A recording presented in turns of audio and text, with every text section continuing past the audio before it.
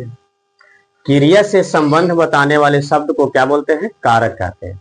कारक के 8 भेद। कर्ता ने कर्म को करण से, संप्रदान के लिए आपादान से, संबंध काके की, अधिकरण में पर, संबोधन हेजी अजी अहो अरे। कारक किसे कहते हैं? वाक्य में संज्ञा या सर्वनाम क्रिया से संबंध बताने वाले शब्द को कारक कहते हैं। क्या है कि संज्ञा और सर्वनाम का जो संबंध है वो क्रिया से संबंध स्थापित करता है। तो क्रिया क्या होता है बच्चे? बताइए बच्चा, अगर हम यहां लिख दें हंसना, तो हंसना क्या हो गया? एक क्रिया है, लेकिन इसका संबंध स्थापित करने के लिए कोई ना कोई संज्ञा और सर्वनाम होना चाहिए ना। तो अगर हम यहाँ पर लिख दें मदन, मदन हंसता है, तो ये क्या हो गया? संज्ञा हो गया। तो ये संज्ञा हो गया। अगर हम मदन हटा के लिख दे कि वह हंसता है, वह हंसता है, तो ये बताइए ये क्रिया हो गया। क्रिया का संबंध किससे है? सर्वनाम से है। अभी जो हम पढ़ रहे थे वो क्रिया का संबंध इससे पहले किससे था? महेश से था। वही चीज हम यहाँ पर बताए कि क्रिया का संबंध जो संज्ञा या सर्वनाम शब्द से स्थापित होता है, यह संबंध को बताता है, उसे ही हम क्या बोलते हैं? कारक कहते हैं। कारक कहते हैं। कारक के कितने भेद हैं? 8 भेद हैं। कर्ता ने जो शब्द वाक्य में काम करने वाला हो उसे हम लोग क्या बोलते हैं? कर्ता। जैसे राम पढ़ता है, तो पढ़ने का काम कौन किया? राम। श्याम ने मुरली बजाई, तो मुरली बजाने का काम कौन किया? श्याम। तो जो काम करने वाला होता है फर्स्ट ऑफ ऑल उसे ही हम लोग क्या बोलते हैं? कर्ता बोलते हैं। क्या बोलते हैं? कर्ता। दूसरा होता है कर्म कारक। जिस वस्तु पर क्रिया का फल या प्रभाव पड़े उसे कर्म कारक कहते हैं। प्यारे बच्चों के अंत में बताएंगे कि कैसे, बस 2 लाइन में आप याद करें कि कर्ता कैसे पहचाने, कर्म कैसे पहचाने, करण क्या है, संप्रदान क्या है। उसके लिए लास्ट वीडियो तक बने रहिए। जिस वस्तु पर क्रिया का फल या प्रभाव पड़े उसे कर्म कारक कहते हैं। जैसे उसने रोटी खाई, तो खाने का जो प्रभाव पड़ रहा है किस पे पड़ रहा है? रोटी पे पड़ रहा है। तो रोटी क्या हो गया? कर्म कारक हो गया। श्याम ने रमेश को पीटा, तो पीटने का फल किस पे पड़ा? रमेश पे पड़ा। तो ये क्या हो गया? कर्म कारक होगा। करण कारक मतलब होता है कि वैसे काम जो माध्यम से होता है। जैसे अगर ये मार्कर है तो हम कह दे कि सुनील सर मार्कर से लिख रहे हैं, तो लिखने का काम हमारा मार्कर है ना।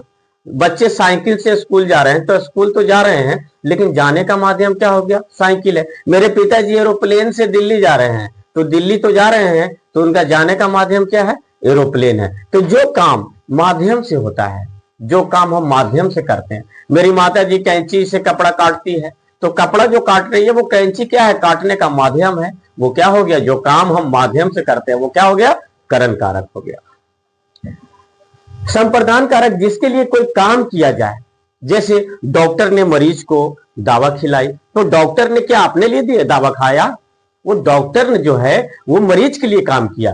तो जिसमें दूसरे के लिए काम किया जाए उसे संप्रदान कारक कहते हैं। आपादान कारक, आपादान का मतलब होता है अलगाव होना, बिछड़ जाना, पिछड़ जाना, या फिर एक दूसरे से अलग हो जाना, आपादान कारक कहलाता है। जैसे जिससे किसी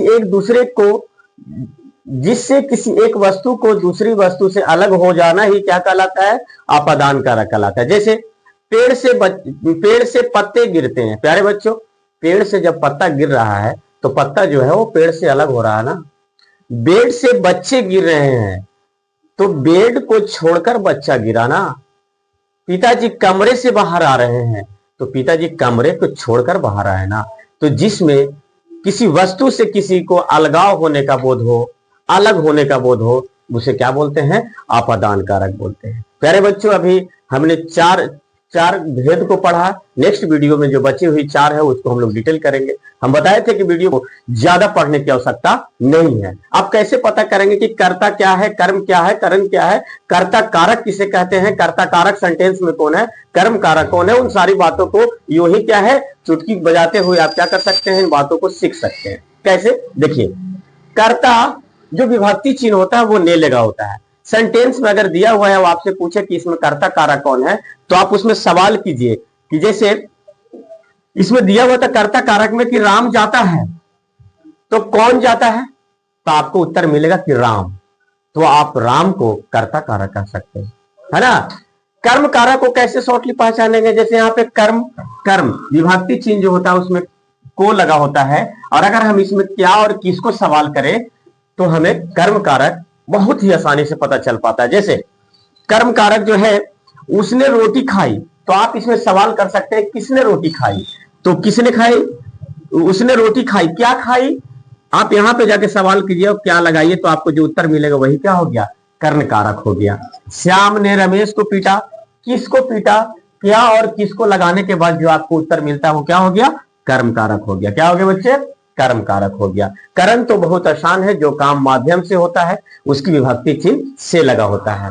संप्रदान के लिए, जिसके लिए कोई काम किया जाए, अभी अभी हम बताए थे कि जैसे डॉक्टर ने मरीजों को दवा दी, तो डॉक्टर ने जो है मरीजों के लिए ना काम किया, तो ये क्या हो गया, संप्रदान हो गया। प्यारे बच्चों, आपको ये शॉर्टली आपको याद रखना होगा कि कर्ता ने कर्म को करण से, संप्रदान के लिए आपादान से, संबंध काके की अधिकरण में पर संबोधन हेजी अजी हो। अरे अगर आप ये आठों एक सुर में अगर आपको याद है तो आपको पढ़ने में मुश्किल नहीं होगा। धन्यवाद।